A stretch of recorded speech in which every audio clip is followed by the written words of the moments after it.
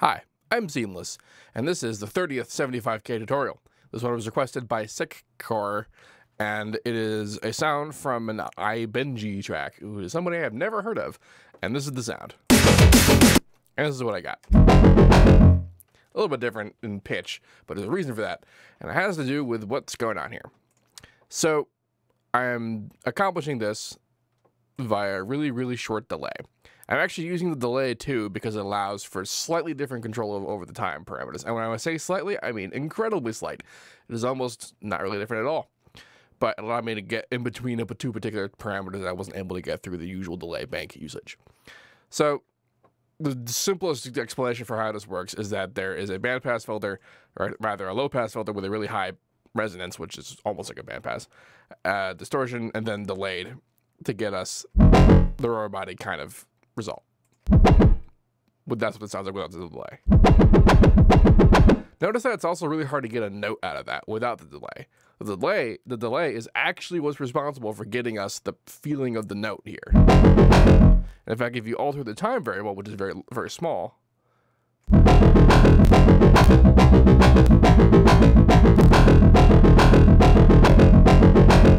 that's what's controlling the actual inference of pitch in this sound, and then there's reverb and compression and whatever. But the also the original sound here is a citrus, and this is the two sine wave distortion thing. Well, which doesn't sound like anything if I'm not distorting it.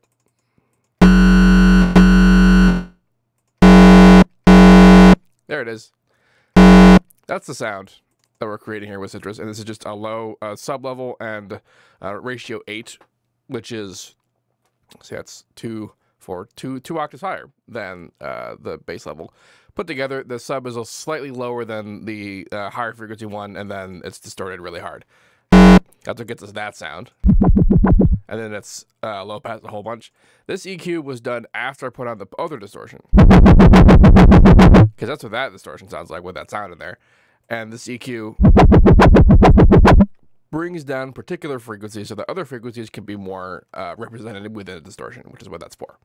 And then we get delay. And that's really the core of the sound. The rest of it is just icing, like the reverb, and then the compression. It's just there to kind of round it out. So yeah. Now, in FL, it's a bit difficult to control delay times with delay plugins. There are other things you could use to do this, though. For example, I could use the chorus plugin, which is over here somewhere. I could just have no motion on any of this, no stereo, none of that at all, full cross, and then no depth. And now I have much more granular control over delay.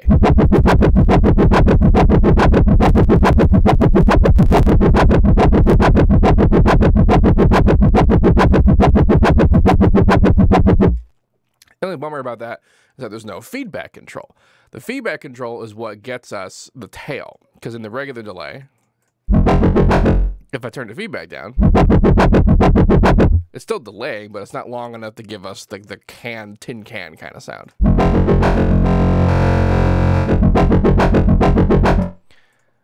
There are other plugins that do have feedback control. For example, the flanger plugin. Same deal. You can just get rid of all the motion, and then you have feedback and delay control, which I disabled. Derp.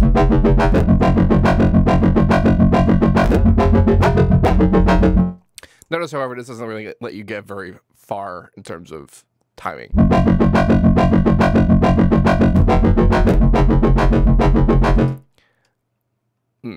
Anyway, there are delay plugins out there, even free ones. I don't know what they are, but I know that they exist, that allow you to have the right kind of control over delay, time, and pitch and feedback and that kind of thing, which would let you the sound. Or you could just record the sound as this is now and then just pitch it in post, you know.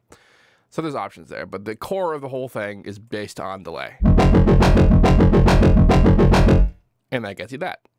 There's a lot of other really fun effects you could do with even shorter delays. Like this is a pretty long delay in the grand scheme of this particular kind of sound design, because it's long enough that you're able to get like an actual bass note out of it. But the higher values you go,